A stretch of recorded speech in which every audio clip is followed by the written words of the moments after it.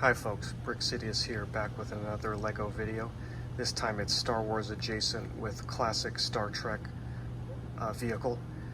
Hopefully there's a decent amount of fan overlap among you all. So this is the iconic bird of prey from the Klingon Empire. It was created by bluebrixx, a small company out of Germany. They actually had the official license from Paramount to make Star Trek themed building block sets. But I think they lost the license recently, and there's a rumor that LEGO is preparing for some official Star Trek sets later this year.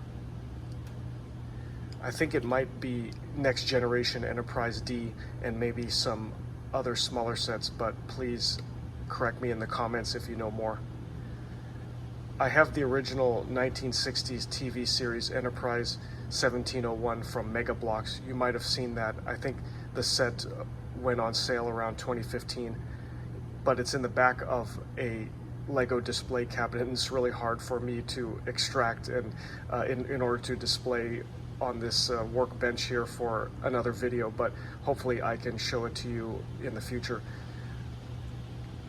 But for now, yeah, as you know, these kind of off-brand LEGO bricks, this company bluebrixx, I think the plastic is better quality than the Temu sellers, but still far below LEGO standards. The colors look pretty good, but some of the bricks just don't fit together well.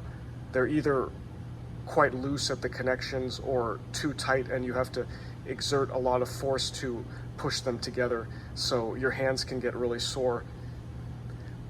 Especially these gray curved bricks here, you can tell there's some gaps.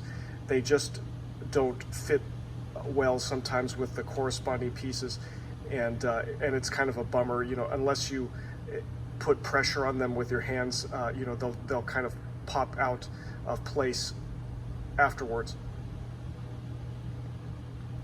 But this is kind of it comes with the territory when you're dealing with non-LEGO bricks, and the price is lower, so you know, kind of you get what you pay for.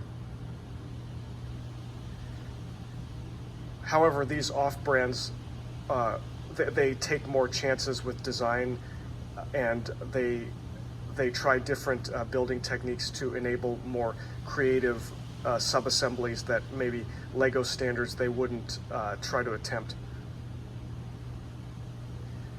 So for you folks who don't know anything about Star Trek, the Klingon Empire is kind of like a tough, brutal race, like the enemy of the humans, you know, the United Federation of Planets, the humans, the Vulcans, some of these more peaceful species. You know, kind of think of them as intergalactic Vikings or Mongols. This bird of prey here, it's not a capital ship like the Enterprise, but it's more like a light attack frigate for quick hit and run and piracy missions. It's heavily armed, but not much defense. It has a cloaking device though in the show, which is pretty cool. I guess cloaking is not really something in the Star Wars universe. You might have seen this vessel in Star Trek movies from the 80s and 90s, like Star Trek 3, 4, and 6, maybe more. And then they've made some appearances in Star Trek: The Next Generation, their TV and movies as well. So let's take an overview of the ship here. You'll start in the front with the bridge here. So this is where the command crew is, and this red hose that goes around, I think that's supposed to represent like a viewport or something, and the color's red, you know, to make it look more martial and fearsome. The ship has wings, I assume not for aerodynamics, but just because to represent like a bird of prey, a predator. And then there are disruptor cannons at the end of the wings, you know, kind of like the equivalent of turbo lasers. And then at the underside of the bridge, there's this red circle, which is the port for the photon torpedoes, which I guess in the Star Trek universe is the equivalent of proton torpedoes. And then, you know, the main fuselage in the back here, that's like crew quarters, engineering, other functions. So these wings actually move up and down. I can do it a little bit with my hand force, but it's meant to move with a technic mechanism inside the ship. But this control gear that's supposed to control the wings, it's just stuck, or maybe with a poor brick quality, or maybe I made a build mistake. But actually, I believe, yeah. So the wings, when they're in raised position, that's like going to warp speed, it's like Star Wars hyperspace. And then when the wings are in the lower position, that's lower speed attack mode. Let me turn the vehicle around. And then you can see, yeah, the thrusters are in the back. And there's a lot of good greebling and decorations. Yeah, it's definitely not meant to be a pretty ship, but more kind of like a scary, intimidating one. And it's you can tell it's displayed on like a UCS style post here. And but if you put the wings up for warp speed mode, you can put these little, I don't know, like predator, bird of prey claws that will take the place of the post, and then the wings will be up if you want to display it that way. And of course, it has a UCS style plaque. So the logo on the left is the logo for the Klingon Empire, and this specific build is meant to represent the Star Trek III movie.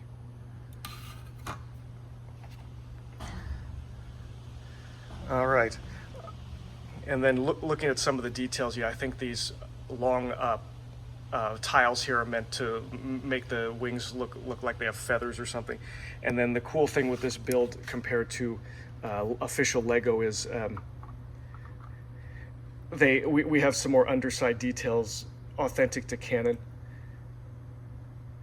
In this case, the cool thing with off-brand bricks sometimes is they have brick elements that Lego doesn't sell. And in order to, you might be thinking to yourself, like, how are these tiles connected to the underside of these plates? So they have these little elements that look like small cylinders. If you have kids and they play with fuse beads, it's basically the same thing. These tiny little like macaroni noodles, and they go, if I can show you here, they go in between the circles for the underside of plates, and they serve as kind of like underside studs.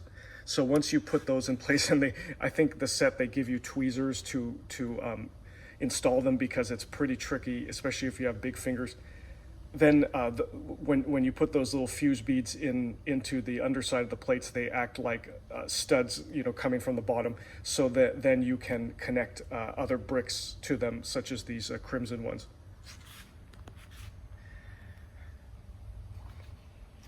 Oh, yeah, another kind of unique thing with off-brand is, for some reason, I've seen several companies do, they don't really like using these Lego curved circular tiles that, commonly we stick to the underside of surfaces to improve the stability and strength of the connection. Instead they use these like turntable, you can probably see it here, yeah. The little swivel 2x2 turntable pieces that you're familiar with from the 80s and 90s. They just connect those to improve the underside strength. But I think they look kind of ugly. I have no idea why they don't use this element instead, but maybe Lego has some sort of exclusive rights to it or something.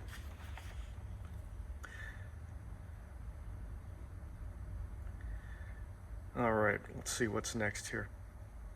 So, yeah, overall, the size of this thing, it's about 20 inches by 15, I'd say. So it's pretty UCS sized. It looks really good on a display shelf or whatnot.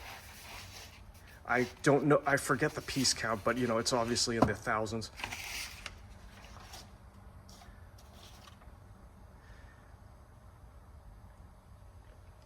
And yeah, I think, looking from afar, it's really impressive. Going close, you'll see the gaps like I mentioned, but probably not a deal breaker. especially considering the price. I think it was €100, you know, a regular retail price, and then shipping was pretty cheap from Germany, either free or like $20 US. I looked on the site now, and you know, because the bluebrixx lost its license, I was kind of curious if they were still selling these. They do have Star Trek sets for sale there. A lot of them have gone 50% off. Maybe they're just trying to liquidate their remaining stock, you know, before they close down the line. So this set actually went on sale for €50, which is quite a steal, but now it's sold out. This company does make other sets besides Star Trek license, so if you're interested, check out their site. Yeah, BLUEBRIXX, two X's at the end. It's good to help out these kind of small brick businesses that off-brand. You know, they probably, competition's good to keep Lego on their toes and keep them innovating and hopefully keep the prices reasonable. And you know, it's nice to support these small operations that clearly, you know, they do it for the love of the hobby. So unfortunately, bluebrixx, they never made my favorite ship, which is the Enterprise 1701A, the one that's depicted in films you might have seen, like Star Trek motion picture, and Star Trek II, The Wrath of Khan, etc. So it looks a little more modern than the 1960s original Enterprise, you know, with like the glowing orange warp nacelles and stuff. It's a little bit childish, but the Star Trek II Wrath of Khan Enterprise looks a little more naval. And yeah, you know, a lot of good memories, nostalgia. I grew up with William Shatner's Kirk and Leonard Nimoy's Spock, so it would be great sentimental to get that set in my collection one day. Right now, you know, as far as I can tell, no one builds an official set that's like UCS scale. There are some mocks, of course, but at the moment, I don't have time to acquire the bricks and get that going. But hopefully in the future, maybe Lego will even build or sell such a build, because they know it's quite iconic and popular among fans.